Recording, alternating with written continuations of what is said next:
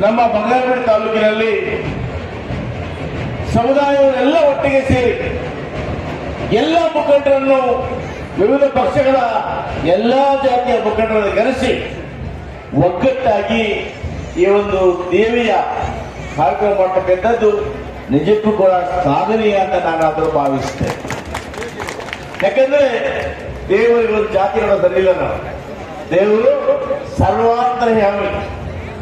ಆ ಎಲ್ಲಮ್ಮ ಶಕ್ತಿ ದೇವತೆ ಪ್ರತಿಯೊಬ್ಬರು ಕೂಡ ಒಂದು ರೀತಿಯಲ್ಲಿ ಪೂಜೆ ಮಾಡ್ತಾರೆ ಅಷ್ಟೇ. ಹೆಸರನ್ನು ಇಟ್ಕೊಂಡು ಆ ದೇವತೆಯನ್ನ ನಾನಾ ರೀತಿಯಲ್ಲಿ ಪೂಜೆ ಮಾಡ್ತಾರೆ. ಆದ್ರೆ ಆ ಎಲ್ಲಮ್ಮ ಇವತ್ತು ಎಲ್ಲರನ್ನೂ ಕಾಪಾಡ್ತಾ ಇದ್ದಾರೆ. ದೇಶದಲ್ಲಿ 30 ಗುಂಟೆ ಜಾಗವನ್ನ ಮಂಜೂರು ಮಾಡಿ ಎಲ್ಲ ಜಾಗವನ್ನು ತಗೊಂಡಿದೆ. ಇದರೊಟ್ಟಿಗೆ ಜಿಲ್ಲಾ ಮಟ್ಟದಲ್ಲಿ ನಮ್ಮ ಸಮುದಾಯದ ಜಾಗ ಬೇಕು. ಸಮುದಾಯದ ಮುಖಂಡರು ಈ ಭಾಗದಲ್ಲಿ ಈ ಹೆಚ್ಚಿಗೆ ರಾಜ್ಯರಾಗಿಯಾಗಿ ಮಾತೃ ಸೋಮನಾಗಿಯಾಗಿ ಧೈರ್ಯವಾದಿಯಾಗಿ ಎಲ್ಲ ಮುಖಂಡರು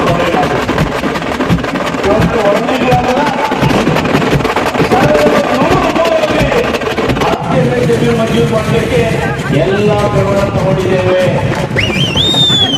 ಈ ಎರಡೂ ಕಾರ್ಯಕ್ರಮಗಳು ಒಂದು ಬದಲಾವಣೆ ಪಡ್ತಕ್ಕಂಥದ್ದು, ಎರಡನೇದು ಹೋರಾಟಕ್ಕಂಥದ್ದು, ಎರಡು ಭಾಷೆಯ ಮಾತನ್ನು ಹೇಳಿ ಒಂದು ವಾಸ್ತವದ ವ್ಯಕ್ತಿಯಾಗಿ ವಾಸ್ತವದ ಬೇಡ ಆ ದೇವಿ ಎಲ್ಲರೂ ಒಳ್ಳೆಯದಾಗಿ ಇವತ್ತು ಉತ್ತಮ ವಿಜೃಂಭಣೆಯಾಗಿ ಮಾಡಬೇಕು.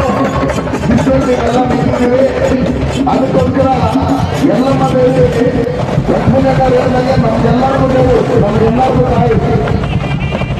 ನಾವೆಲ್ಲ ಸೇರಿ ಈ ಬಂಗಾರಪೇಟೆಯಲ್ಲಿ ಏನು ಶಾಸ್ತ್ರ ಹೇಳ್ತಾ ಇದ್ರು ಅಲ್ಲಿ 30 ಗುಂಟೆ ಜಾಗ ನಾವು ಮಂಜೂರು ಮಾಡ್ತಿದ್ದೀವಿ ಅಂತ ಹೇಳಿ ಜಾಗ ಮಂಜೂರು ಮಾಡ್ತಿದ್ದೆ. ಆದರೆ ನಾವೆಲ್ಲ ಸೇರಿ ಸೌರಭಿ ಎಲ್ಲಮ್ಮ ದೇವಸ್ಥಾನ ಯಾವ ತರ ಕಟ್ಟಿದ್ದಾರೆ ಅದೇ ತರ ನಾವೆಲ್ಲರೂ ಸೇರಿ ಕಲ್ಲು ಮನ ದನ ಎಲ್ಲ ರೀತಿಯಲ್ಲಿ ಸಹಕಾರ ಕೊಟ್ಟು ಒಳ್ಳೆ ದೇವಸ್ಥಾನ ಕಟ್ಟೋದಕ್ಕೆ ಮತ್ತೆ ಸಮುದಾಯ ಭವನ ಕಟ್ಟೋದಕ್ಕೆ ನಾವೆಲ್ಲರೂ ಜೊತೆಲಿದ್ದೀವಿ.